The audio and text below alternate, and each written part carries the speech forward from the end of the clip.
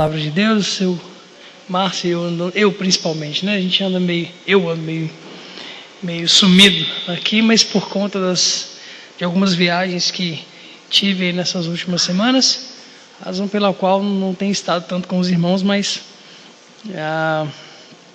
continuamos perto, né? Juntos, mesmo aí na distância. Então hoje, o pessoal Montoninho, né? Nem veio, Montoninho, é coisa feia, me chamou para pregar, nem veio, né? Então, o Montoninho me pediu para compartilhar a palavra essa noite, e eu gostaria que nós meditássemos a respeito de um texto que é muito conhecido, né? Uma história muito famosa na Bíblia, uma parábola que Jesus contou. E ela está registrada em Mateus, capítulo 13. Eu queria pedir a você que abrisse a sua Bíblia comigo. Nós vamos ler e meditar em alguns versos desse capítulo 13 de Mateus. Nessa passagem, Jesus ele está à beira do mar, na praia, com os seus discípulos, e tem uma grande multidão que o segue. E a partir do verso 13 ele começa a contar-lhes várias coisas em parábolas. E aí ele começa então a contar a parábola do semeador, que é a parábola que é o tema da nossa meditação hoje, que é uma parábola muito conhecida. Não é a parábola do semeador para mim, é a parábola das terras, porque o semeador é o mesmo. O que muda é a terra. A semente e o semeador são os mesmos. O foco da parábola não é o semeador, é onde a terra cai. O texto nos fala de 4 tipos de terra, ou 4 lugares onde a terra caiu, mas eu gostaria que a gente meditasse especificamente nos versos 7 e 8 de Mateus capítulo 13, diz lá que o semeador saiu a semear, e ele parte da semente, primeiro cai à beira do caminho, parte da semente cai num solo muito rochoso, e aí o verso 7 diz: e outra parte caiu entre os espinhos, e os espinhos cresceram e a sufocaram a semente. Mas outra caiu em boa terra e dava fruto, um a 100, outro a 60, outro a 30 por 1. Quem tem ouvidos para ouvir, ouça. Vamos orar? Senhor, nós precisamos que o Senhor nos fale nessa noite. Nós queremos ser transformados pela Tua palavra, nós queremos aprender um pouco mais de Ti, precisamos que o Senhor nos molde um pouco mais e nos faça mais parecidos com o Teu Filho Jesus. Só a Tua palavra tem poder de nos vivificar, de nos transformar. Só o Senhor tem o poder de fazer-nos novos de novo a cada dia. E nós vivemos num mundo, em um tempo, que mais do que nunca as pessoas precisam de que estejamos vivos, de que estejamos alertas, atentos, parecidos contigo, dispostos e disponíveis a Ti, para fazermos aquilo que o Senhor nos chamou para fazer. Nós queremos pedir ao Senhor então, que nessa noite o Senhor mude o que precisa ser mudado em nós, ó Deus, quanto à resposta que temos dado ao Senhor, em relação ao tesouro que o Senhor plantou em nós, o tesouro do Evangelho. Então pedimos, por favor, fala-nos, queremos Te ouvir. Louvado sejas Tu, em nome de Jesus. Amém. Bom, Toninho chegou. Agora eu posso começar a pregar. Beleza, Toninho? Bichinho. Então é o seguinte.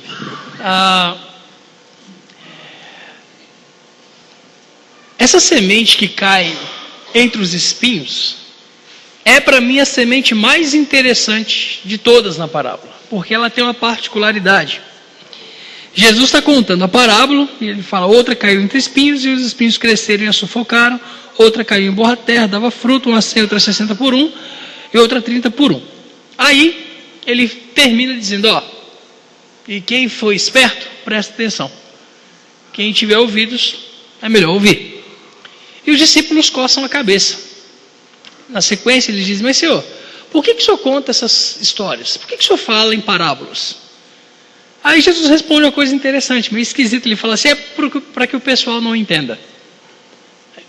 Peraí, o Senhor tem a missão de salvar o mundo, o Senhor é o Messias prometido, a gente está começando a crer nisso, e de repente o Senhor vem dizer que o Senhor fala em parábolas para que o pessoal não entenda. É, isso mesmo. Eu falo em parábolas para que alguns não entendam, para que se cumpra a profecia. De modo que vendo não vejam, ouvindo não entendam, né? E é assim que a coisa funciona.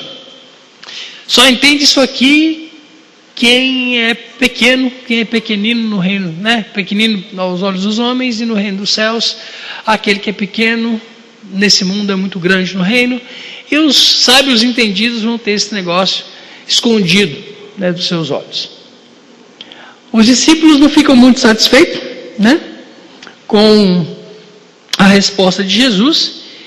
E aí eles perguntam: então, por favor, nos explica a parábola. E aí ele, a partir do verso 18, conta de novo a parábola, só que agora querendo dizer, ou explicando o que acontece. E para os nossos dois versos, 7 e 8, ele explica da seguinte maneira. Verso 22 de Mateus 13, ele fala assim: e o que foi semeado entre espinhos, este é o que ouve a palavra, mas os cuidados desse mundo e a sedução das riquezas sufocam a palavra e ela fica infrutífera. Ô Jefferson, tira um pouquinho do agudo e aumenta um pouquinho o grave, por favor. Mas o que foi semeado em terra boa, esse é o que ouve a palavra e a entende e dá fruto. E um produz 100, outro 60 e outro 30. Jesus diz: olha, a parte da semente que caiu entre os espinhos, pode tirar mais um pouquinho de agudo. A parte da semente que caiu entre os espinhos, ela acaba sendo sufocada. E pelo quê? Jesus explica: os cuidados do mundo e a sedução das riquezas. E o que acontece com a semente? A semente é sufocada. E o que acontece com ela? Ela não morre. Essa é a peculiaridade dessa semente que me preocupa. Essa semente não morre. Ela continua lá, ela germina, ela continua lá. As outras não. A primeira, os pássaros vieram e comeram. Estão à beira do caminho, Jesus fala: esse é o cara que ouve e não presta atenção na palavra. Ele não entende, o diabo vem e tira tudo o que foi semeado. A semente do Evangelho é poderosa. A semente do Evangelho, o Evangelho de Deus, o Evangelho da graça de Deus liberta. O Evangelho da graça de Deus transforma. O Evangelho de Jesus Cristo é capaz de nos dar nova vida. A semente do Evangelho sempre tem algum efeito. Sempre. O problema é que, a depender da nossa resposta a essa semente, uma dessas 4 coisas vai acontecer. Então, no primeiro caso, aqueles que ouvem a palavra, mas não estão muito aí para ela, não a entendem, não a compreendem e a põem em prática, são os caras de quem o diabo vai chegar e vai roubar, né, essa palavra do coração. Quantas pessoas a gente já compartilhou o Evangelho? Com quanta gente a gente já falou sobre Jesus? E são pessoas que, beleza, até gostam, são chamados simpatizantes do Evangelho. E de repente, semana que vem, esses caras estão fazendo bobagens outra vez na vida. Quantas vezes eu já evangelizei pessoas que se entregaram a Jesus, mas que, beleza. E tempos depois, o diabo já tinha lhes arrebatado tudo que tinha sido semeado no seu coração, em termos de evangelho, em termos de semente da palavra de Deus. A segunda resposta é aquele que não tem raiz em si mesmo. O cara que ele vem a Jesus para suprir uma necessidade passageira, e ele até se diz seguidor de Jesus. Eu eu gosto de Jesus, tenho uma Bíblia na minha casa e tal, mas esse sujeito, a primeira angústia, ou perseguição, ou tribulação que lhe vier, ele logo se escandaliza, ele desiste e foi-se embora. Esse é o cara que comparado aqui à semente que caiu num solo pedregoso. O sol veio, não tinha raiz, não tinha profundidade, e o que aconteceu foi que o sol secou. As tribulações da vida acabaram matando aquela semente. Essas duas primeiras morrem, mas essa terceira semente não. E tem algo assim muito importante a aprendermos aqui. Diz que o que foi semeado entre espinhos é o que ouve a palavra, mas os cuidados desse mundo e a sedução das riquezas sufocam a palavra e ela fica... Lê aí. Fica o quê? Pô, você não está com sua Bíblia aberta, cara? Não é possível. Vamos lá. 13:23 de Mateus. Mas o que foi semeado em boa terra... Vou esperar vocês acharem o texto aí. Pode abrir no celular também, não tem problema. Não. 22. Hã? Isso. Ela fica infrutífera. Ela não morre. Isso me chamou muito a atenção. Valeu, Jorge. Isso me chamou muito a atenção esses dias. Porque eu fiquei pensando como é que isso tem implicações seríssimas para a nossa vida. Para a nossa vida como indivíduo, na nossa relação com Deus.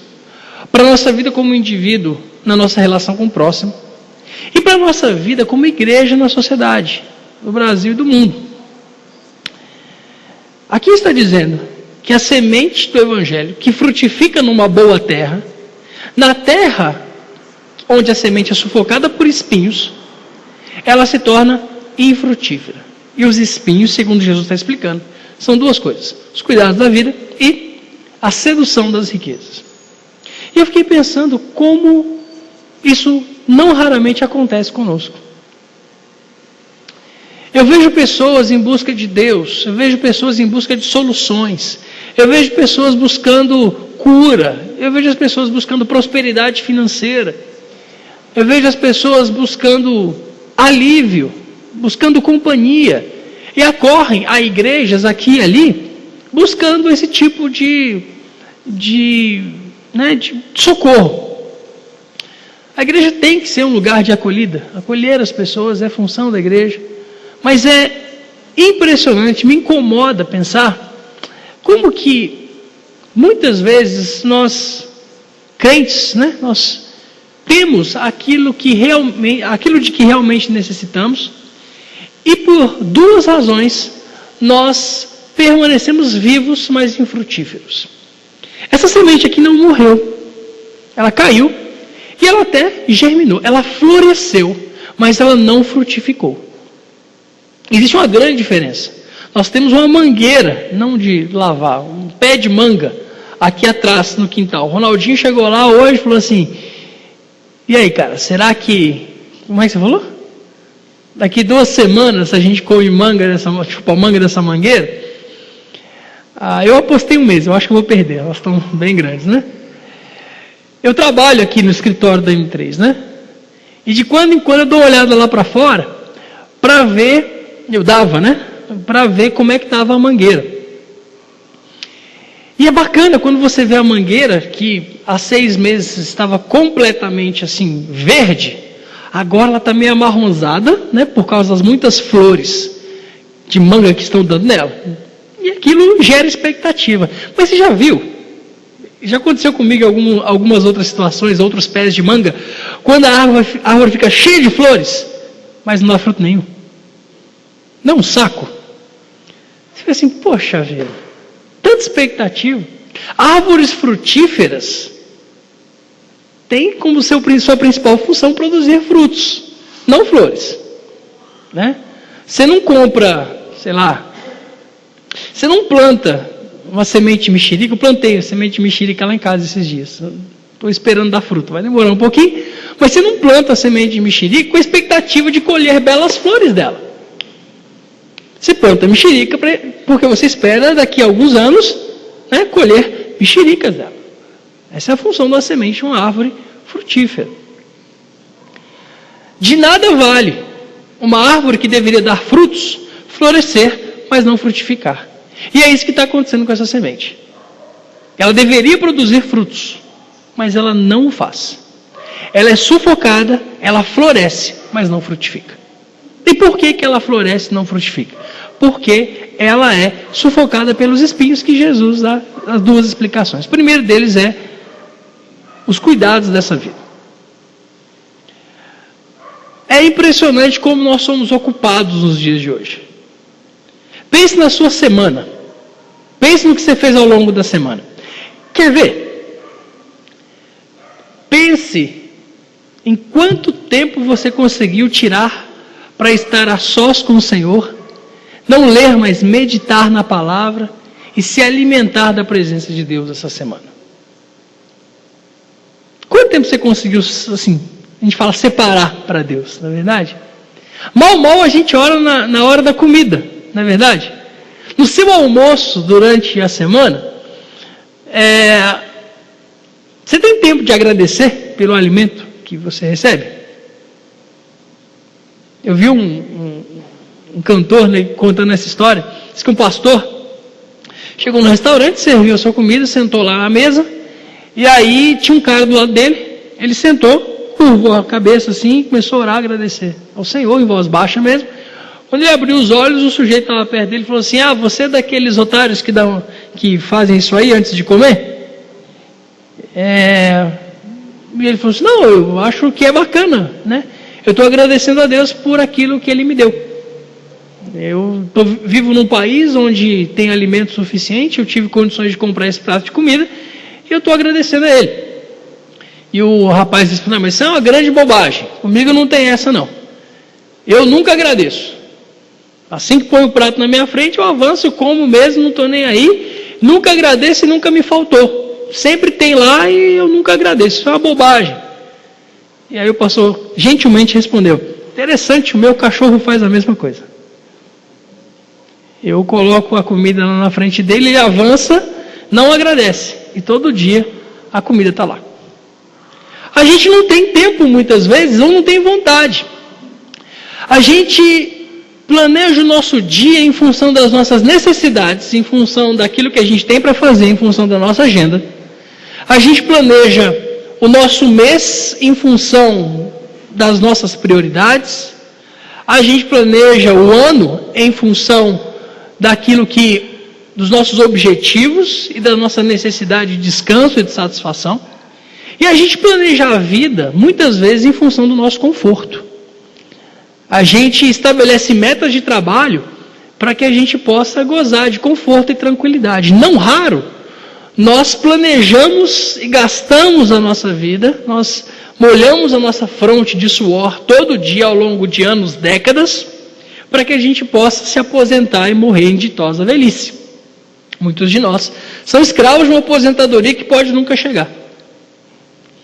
E é impressionante a capacidade que nós temos de gastar a nossa vida sem perceber, vivendo em função dos cuidados da vida, e ainda chamar isso de uma boa maneira de se gastar a vida. Às vezes eu vejo algumas situações tão bizarras, né? Eu vejo, por exemplo, pilotos de algum tipo de modalidade de competição automobilística, seja moto ou carro, e os caras morrem em acidente, numa pista. É uma tragédia. Só que gera uma comoção, e fico pensando, por que esse cara morreu? Que bem que ele morreu fazendo o quê? Ele morreu dando voltas numa pista. É muito estranho. É impressionante como nós fazemos carreira em cima de coisas que não têm absolutamente nenhuma relevância. E a gente acha que essa é uma boa maneira de se gastar a vida. Nós passamos anos, vivendo em função de acumular, vivendo em função de um dia poder desfrutar, de conquistar diplomas, méritos, reconhecimento, sermos aceitos, admirados, obtermos sucesso em diversas áreas, e ainda que nenhuma dessas coisas seja necessariamente má, quando a gente vive em função dessas coisas, não se engane. Sem perceber, você está se enfiando para debaixo de espinhos. E aí que a coisa me preocupa ainda mais, porque quando a gente olha a igreja brasileira, quando você olha muitas vezes o testemunho que a gente está dando aí fora, é de se suspeitar que alguma coisa está errada. Por quê? A gente continua vindo à igreja, a gente assiste aos cultos de domingo, a gente canta, a gente ora, a gente lê a Bíblia, a gente faz tudo que crente tem que fazer. Ou seja, a semente do Evangelho permanece lá. Você não é um desviado, você não é um não alcançado. Ninguém está se preocupando em alcançar a sua vida, porque afinal de contas, você está dentro da igreja. E o pior, por cumprir esses rituais religiosos, você acha que está tudo bem. Né? Eu vou à igreja, né, de manhã e à noite. Né? Eu dou dízimo, eu dou oferta, eu canto na hora do louvor, e tá bom. E você acha, muitas vezes, que é isso que Deus quer de você. Mas uma semente, a semente do Evangelho que tem que dar fruto na sua vida, não basta florescer. A gente floresce. A semente não morreu, ela permanece lá, viva. Sua vida está nos conformes. Sua vida está tranquila, está tudo bem, está tudo sob controle. Eu não mato, não bebo, não roubo, não fumo, são os nossos pecados capitais. Está tudo bacana. Mal sabemos nós que nossa semente já foi há muito tempo sufocada pelos espinhos. Ali não há mais fruto. A gente continua vivendo num marasmo, enganando-nos a nós mesmos, sufocados pelos confortos dessa vida. E quando surge alguma oportunidade de a gente dar um fruto aqui e ali, a gente diz: estou muito ocupado, não tenho tempo, estou cansado demais. Eu não estou falando só de frutos que se podem medir por números, ou esforços evangelísticos aqui e ali, não. Estou falando de todas as dimensões, como eu disse no início. Nossa relação com Deus fica infrutífera. Nós nos conformamos com as migalhas que muitas vezes catamos do púlpito, da televisão, de um livro que lemos, e fica nisso. Não raro, a gente troca aquilo que a palavra de Deus diz por dogmas tradicionais, né?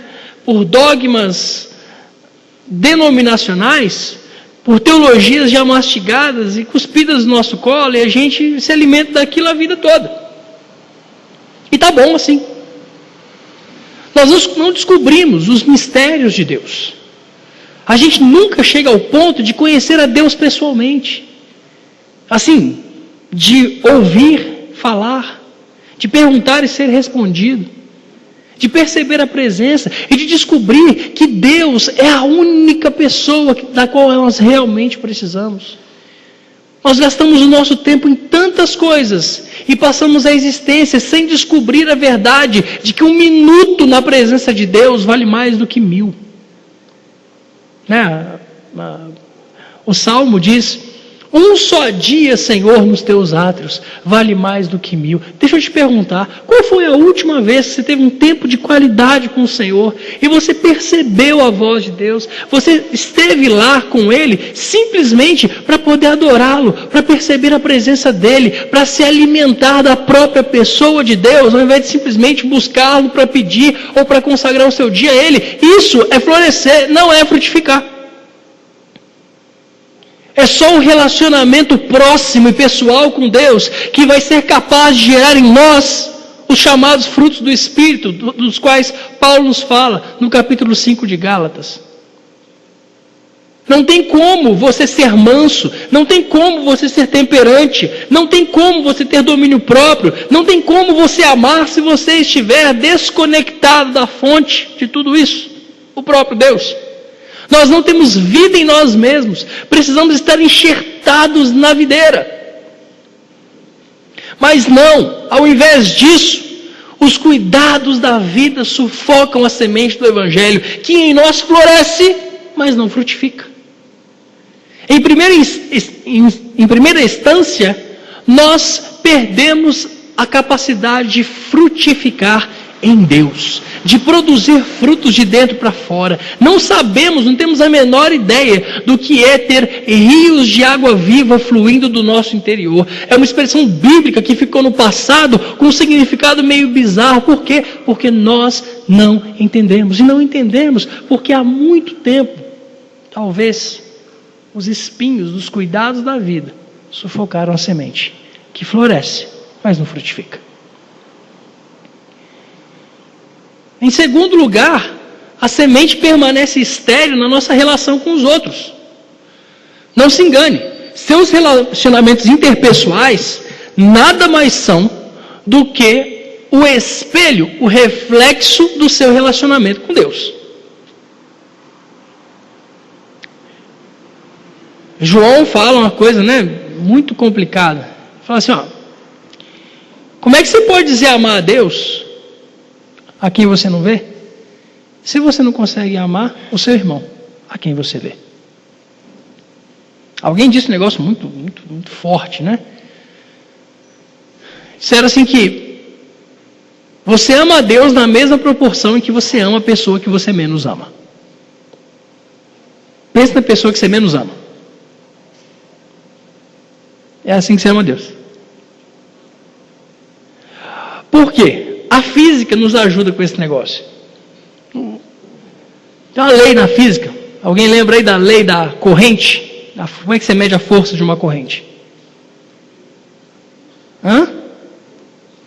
A força de uma corrente é igual à força do seu elo mais fraco. Certo? Por quê? Não interessa se tem elos extremamente robustos e fortes numa corrente. Se tiver um elo fraco, a hora que ele arrebentar, toda a corrente vai para o espaço. Nós amamos a Deus na mesma proporção em que amamos a pessoa que menos amamos.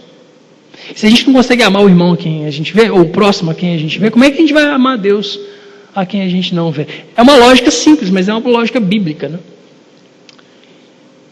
Nossa relação com os outros se torna estéril. Nós nos tornamos impacientes, nós nos tornamos críticos, nós nos tornamos mesquinhos, nós nos tornamos egoístas, nos tornamos avarentos, a gente se torna cobiçoso, a gente se ira facilmente. Não tem jeito. Na vida você não fica em cima do muro. Ou a sua vida vai produzir os frutos da carne, ou os frutos do Espírito, ou ela vai permanecer produzindo as obras da carne. Então, se você não produz amor, se você não anda com Deus e como fruto você tem amor, você vai produzir ódio, não tem jeito. Assim, sem produzir nada você não vai ficar. Se você não tem tempo de andar com Deus, de investir a sua vida nele, e não permitir que a sua semente frutifique, você não vai produzir temperança, domínio próprio, mansidão, longanimidade, benignidade. Você vai sempre produzir o oposto. Por que as pessoas não te suportam no trabalho? Talvez porque você não se suportaria se você ficar sozinho com você. Um bom teste para a gente fazer isso, não sei quem é que tem a oportunidade de fazer isso, eu estou ensaiando, mas me falta tempo, olha aí. É você se isolar por 3 dias. Vai para um lugar, que seja o seu quarto, se não tiver como sair para outro lugar, e você fica lá dentro, sem internet, sem TV, sem celular, sem rádio, sem nenhum tipo de comunicação, sem livro, sem nada. Fica você e você. Você aguenta? É um bom teste. Um cara chamado Brennan Manning, e ele escreve muitos livros sobre espiritualidade. Ele fala assim, cara, se você não se suporta sozinho, provavelmente as pessoas não estão te suportando mais. Os cuidados dessa vida são capazes de nos tornar estéreis no nosso relacionamento com as outras pessoas. Os frutos do Espírito que elas deveriam estar colhendo em nós não aparecem. Por quê? Porque estamos ocupados demais para Deus. Ocupados demais para permitir que o sol brilhe sobre nós. Os espinhos sufocam a semente porque não corre ar, o vento não bate e o sol também está impedido. A semente vai até florescer, mas não vai ficar mirrada, não vai poder produzir fruto. E claro, se você está estéril na sua relação com Deus, estéril no seu relacionamento com o próximo, obviamente a igreja vai ser um espelho disso, um resultado disso. A gente reclama de tanto mal na sociedade, mas espera aí, até onde eu sei, nós somos o sal da terra. Nós somos a luz do mundo. E se a gente se torna insípido enquanto sal, a gente não serve mais para nada, senão para ser pisado. Nós somos a luz do mundo, mas quantas vezes a gente esconde a nossa luz, coloca debaixo lá do alqueire? A gente não produz, a gente não cumpre o propósito pelo qual a gente está aí. E dá uma olhada na nossa sociedade, a gente reclama, mas o que a gente está fazendo a respeito disso? Como é que a gente reage aos problemas ao nosso redor? É muito estranho, é muito interessante. Eu estive numa igreja em Ipatinga, no final de semana passada, fui pregar numa conferência de missões lá. É a terceira vez que eu vou lá. E toda vez que eu vou lá, eu volto assim, ai caramba, que bacana isso aqui. A igreja começou na casa do sujeito, né? Pastor, gente boa demais, cara que sofreu demais na vida. Foi trazido a marra para o ministério, né? Deus o trouxe a marra, foi coisa assustadora.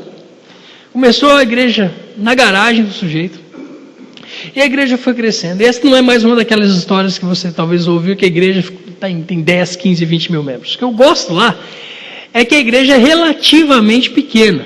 A igreja tem 19 anos, e eles tentam manter aí abaixo dos 2.000 membros. Eles têm 1.800 membros lá. O pastor falou assim, se a igreja crescer demais, eu não dou conta de pastorear. Eu preciso cuidar das pessoas, eu não dou conta se for um rebanho muito grande. Eu não estou interessado que a igreja seja maior, né, da cidade. Eles plantaram e hoje tem 13 igrejas, 13 congregações. Então esses 1.800 membros estão espalhados nessas 13 congregações em Ipatinga e cidades vizinhas. Mas o que me chama a atenção é a visão daquele homem. Os caras têm 2 centros de recuperação para dependentes químicos. Eles trabalham em creche, tem uma creche, tem um seminário teológico, eles têm um lugar, um centro de ação social, onde as pessoas vão para poder aprender informática, solda, como é que chama isso, Leopoldo? Solda industrial? Solda industrial, Eles aprendem línguas, tem lá um centro esportivo, tem uma piscina, tem uma quadra, com a igreja relativamente pequena. E assim, é uma igreja de classe média baixa, isso eu acho fenomenal. Mas o que mais me deixa assustado são os alvos missionários desses caras. Assusta. A primeira vez que a gente foi lá, há 6 anos, os caras estabeleceram um alvo de missões para o ano. Missões, igual a gente faz aqui, né? Eles são batistas também, são batistas da Convenção Batista Nacional. Campanhas, né? Missões nacionais, missões estaduais, missões mundiais. Bem parecido. Só que eles fazem alvo para o ano lá. Então cada família vai, igual a gente faz aqui os alvos para nossas campanhas, cada campanha a gente faz um alvo, eles fazem o alvo para o ano. Quanto dinheiro eu vou dar para missões especificamente, não inclui essas obras sociais. Missões em outros lugares onde o evangelho ainda não foi pregado. A primeira vez que a gente foi lá, o alvo deles era de R$120 mil ao longo do ano. Quando eu voltei agora lá, o alvo do ano passado deles era de R$285 mil. Eles fizeram um alvo de R$285 mil no ano passado. Fiquei pensando, vocês estão malucos? Vocês têm 1.800 membros. A maioria deles, assalariados, não tem empresário, não. E uma cambada de jovem adolescente, R$285 mil, vocês estão malucos. E o pastor assim, E conseguiram alcançar o alvo? Conseguiu. No final, a gente tinha dado R$345 mil para missões. No ano. É incrível como que igrejas vizinhas conseguem ser tão diferentes. É impressionante. Na mesma cidade, você vai em Ipatinga, você olha outra igreja, na mesma calçada. É um fenômeno. Não estou dizendo que toda igreja tem que fazer a mesma coisa, mas isso é fruto que se pode ver. É fruto que se pode contar. É transformação da comunidade. É reconhecimento diante da cidade. A cidade respeita essa igreja, que é uma coisa. Infelizmente, muitos credores tiveram para pastor eu não vendo, mas quando chega esse pastor lá, o pastor Wagner, fala, pastor, para o senhor sem problema. Isso é exalar o bom cheiro de Cristo na sociedade. É dar frutos e ao mesmo tempo não escandalizar. Por que a coisa é assim? Será que é um fenômeno sobrenatural que impede a nossa vida como cristãos, a nossa vida, na nossa relação com Deus, nossa relação com o próximo, e a relação da igreja com o mundo? No Brasil a gente está vendo isso à torta e direito. A igreja está crescendo, a igreja está se multiplicando, só que não tem frutos. Em muitos lugares, a gente não está exalando o bom perfume de Cristo, a gente está exalando um cheiro ruim. Por quê? Porque o Brasil, celeiro de missionários, tem, por alguma razão, essas sementes que deveriam ser lançadas no campo, esses tais missionários que estão no celeiro, permanecem no celeiro durante tempo demais e estraga, dá bicho, fede, cheira podre. Não é isso que o Evangelho deveria produzir em nós. As pessoas falam de santidade como se santidade fosse um plus. Tá ligado? Como se fosse um bônus. Se você for santo, você vai ter um privilégio. Que privilégio, caramba, você tem que ser santo porque Deus é santo, ponto. E não tem como você andar com Deus sem ser santificado por Ele. Se a gente tem problemas em falar de santidade, em ser santo como um corpo, como um grupo, é porque nós não estamos andando com Deus santificador, que é consequência. Cuidados dessa vida. A gente cuida de um monte de coisas, mas aquilo que realmente deveríamos cuidar, não temos tempo. E claro, essa vai sem dizer, o segundo fator que Jesus fala, que sufoca a nossa semente, é a sedução das riquezas. Aliás, no nosso caso, na nossa geração, na nossa sociedade, eu acredito que a sedução das riquezas é um dos principais motivos pelos quais a gente é viciado nos cuidados dessa vida. Já exemplifiquei aqui, a gente às vezes passa a vida trabalhando feito louco, feito desesperado, sem ter tempo para se aprofundar em Deus, porque a gente quer ter conforto, porque a gente quer poder fazer coisas que, de novo, não tem problema necessariamente, mas quando ela se torna a prioridade da nossa vida, foi tudo por água abaixo. Os cuidados desse mundo e a sedução das riquezas sufocam a palavra e ela fica infrutífera. Então, irmão, irmã, toma cuidado. E eu queria que você pensasse hoje, como é que está a semente que foi plantada em você? Sério, eu não estou falando com ninguém, senão com todo mundo aqui. Como é que está essa semente que foi implantada em você há tanto tempo atrás? Muitos de nós, a gente é crente há muito tempo. Eu vejo o pessoal falando assim, no seminário o pessoal fala muito isso, mas eu sou novo convertido ainda. Novo convertido? Quanto tempo você tem de convertido? Há 5 anos. Você está brincando, né? 5 anos? Paulo dá uma bronca nos coríntios. Ele fala assim, olha,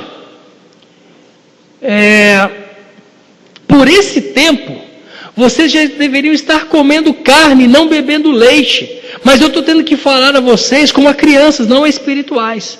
E segundo os estudiosos, Paulo escreve essa carta aos coríntios 3 anos depois de ter implantado a igreja lá. O que isso te diz?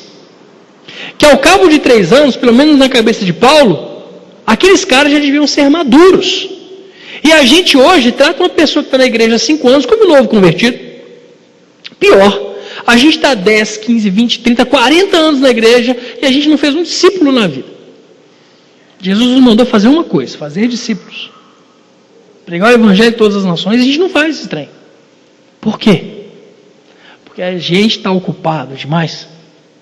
Porque tem espinhos de toda sorte sufocando a nossa semente. Nós permanecemos crentes, permanecemos na igreja, permanecemos fazendo tudo o que temos de fazer, florescemos, mas não frutificamos. Da última vez que eu lembro que Jesus viu uma planta que não dava fruto, que tinha que dar, ele amaldiçoou o negócio. Você lembra? Lembra da figueira?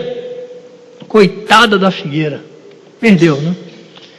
Jesus foi lá procurar frutos nela, não tinha. Ele falou, quer saber? Não produza nunca mais. E a figueira secou. Exatamente como essa semente aqui.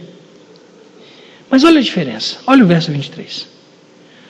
O que foi semeado em boa terra, esse é o que ouve a palavra e a entende, e dá fruto. E um produz 100, o outro 60 e o outro 30.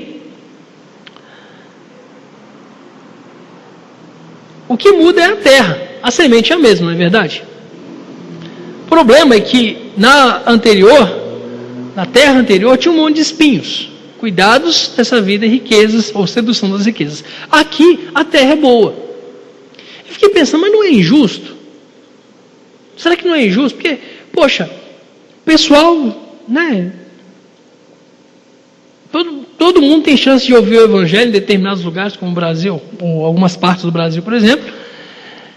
Mas será que essas pessoas não estão condenadas? Porque as terras são como são. E depois eu fiquei pensando, olha que interessante. O resultado, né, da semente semeada é de responsabilidade daquele que a recebeu. A terra não está condenada a ter espinhos. A semente caiu lá, mas são fatores que são combatíveis. Você consegue lutar contra eles. Cuidados da vida, sedução das riquezas, não ter profundidade, não entender. A gente tem o que fazer contra isso. O que foi semeado em boa terra é o que ouve a palavra e a entende. E como é que a gente sabe que a gente entende o que a palavra está dizendo? Se nós a praticamos.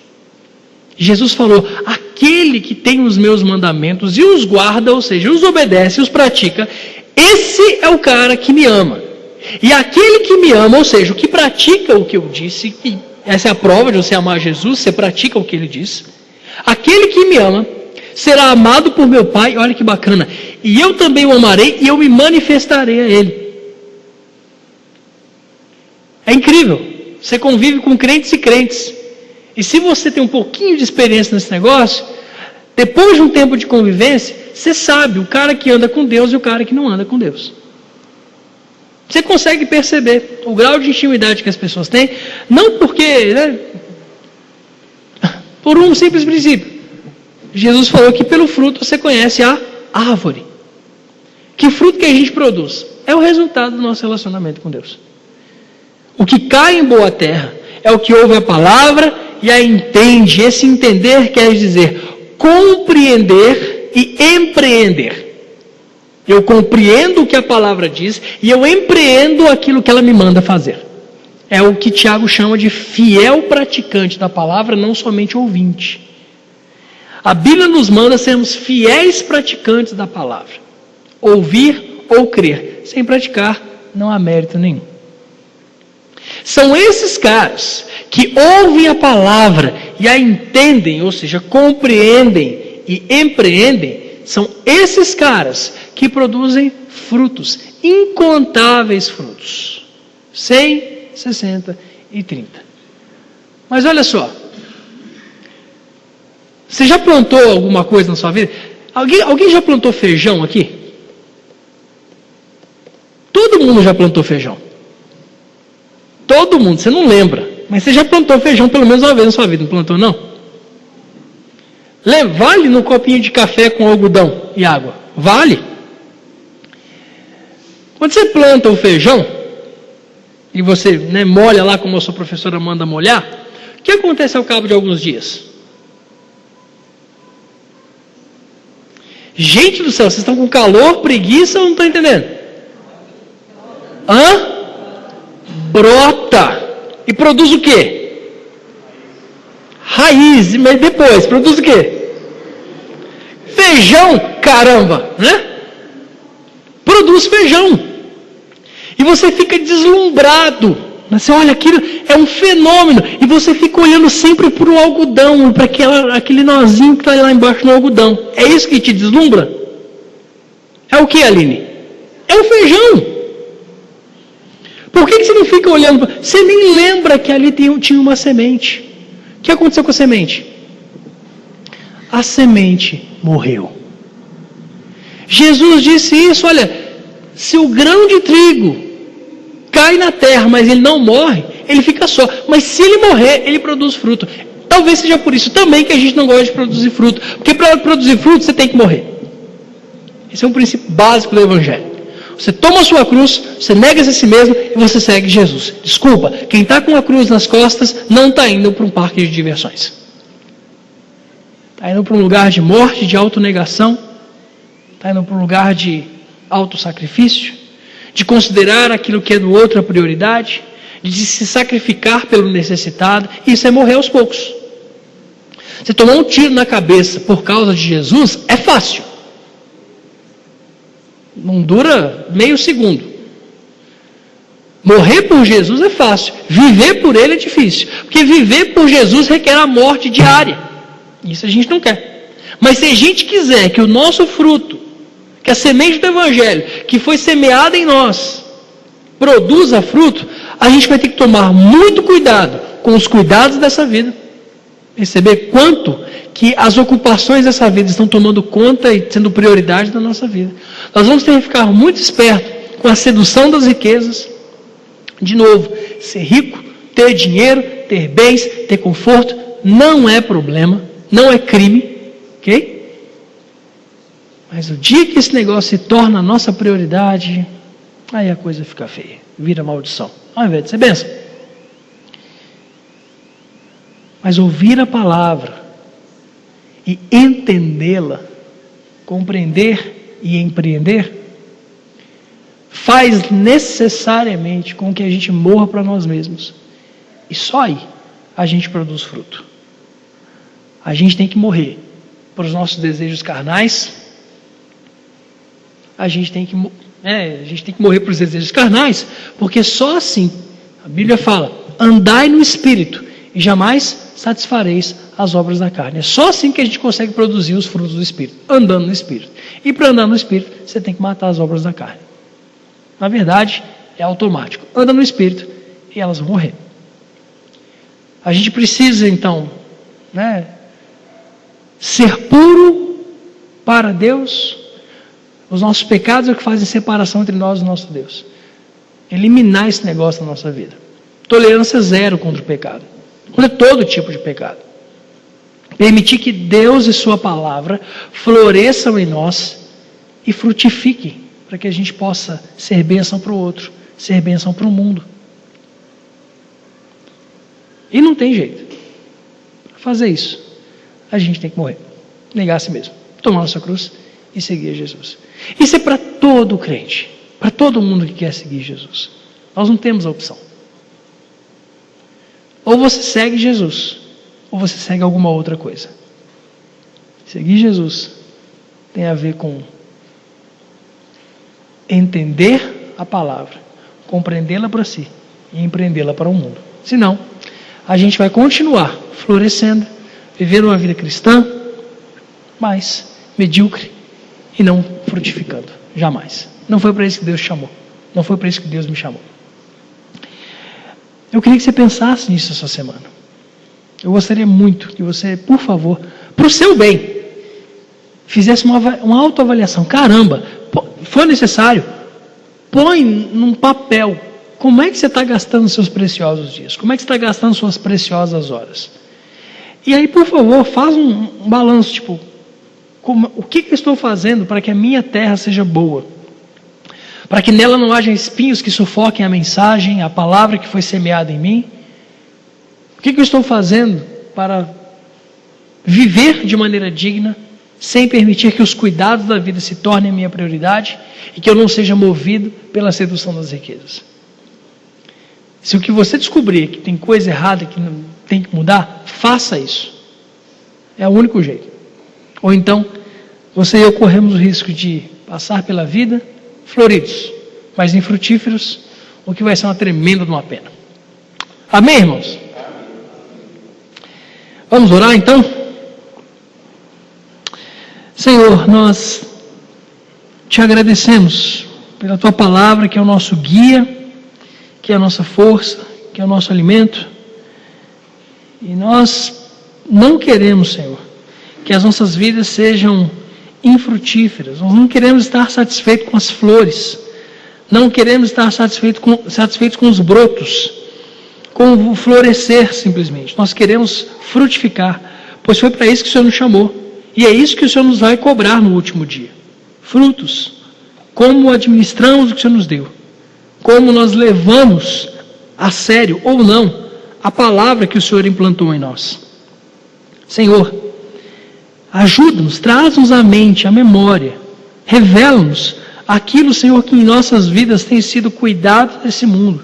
Que tem sido, Senhor, motivado pela sedução das riquezas.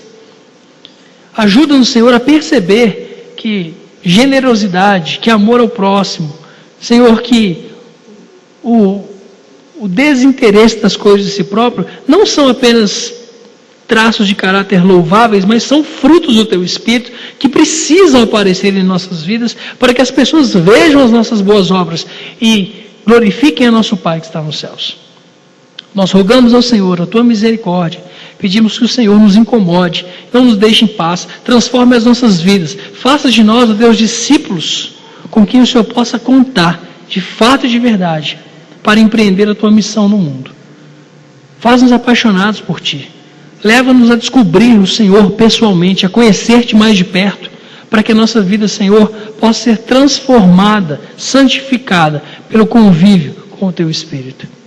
Nos agradecemos ao Senhor por essa noite, pelo privilégio de termos a oportunidade de ler, de estudar a Tua palavra, Senhor, livremente.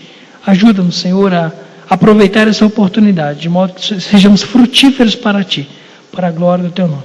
Em nome de Jesus. Amém.